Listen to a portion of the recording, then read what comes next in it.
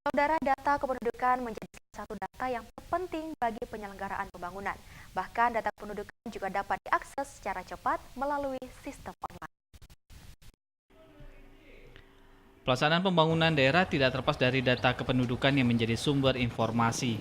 Seringkali program bantuan terjadi tumpang tindih dikarenakan tidak validnya data kependudukan yang diterima oleh pemberi bantuan.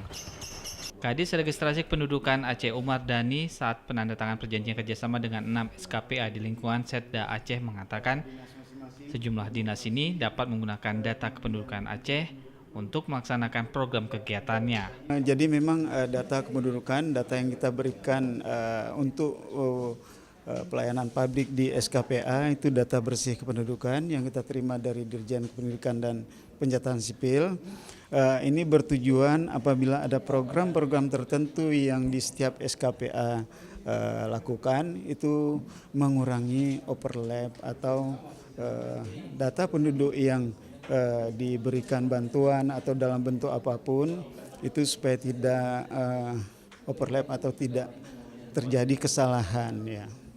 Sementara itu, Kadis Pemberdayaan Perempuan dan Perlindungan Anak Nevi Aryani mengatakan data kependudukan diperlukan untuk mencari data jika ada korban kekerasan perempuan dan anak. Bahwa perlu kami informasikan bahwa di Dinas Pemberdayaan Perempuan dan Perlindungan Anak kita ada sebuah lembaga yang namanya Unit Pelayanan Terpadu Perempuan dan Anak. Nah, ini sangat penting data kependudukan ini terkait dengan data-data korban yang melapor, jangan sampai juga begitu tumpang tindih antara. Jadi dengan adanya data kependudukan ini pada saat diwawancara tidak terus ditanya, sehingga dengan membuka itu langsung ada melacak tentang data keseluruhan. Itu yang sangat kami perlukan di Dinas PP dan PA.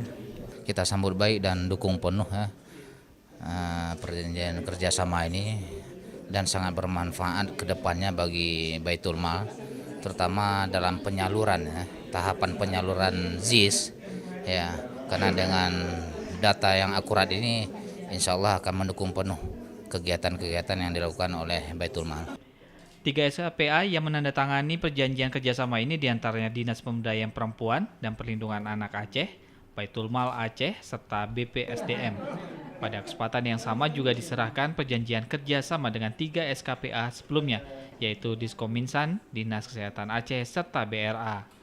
Tim Liputan TVRI Aceh melaporkan.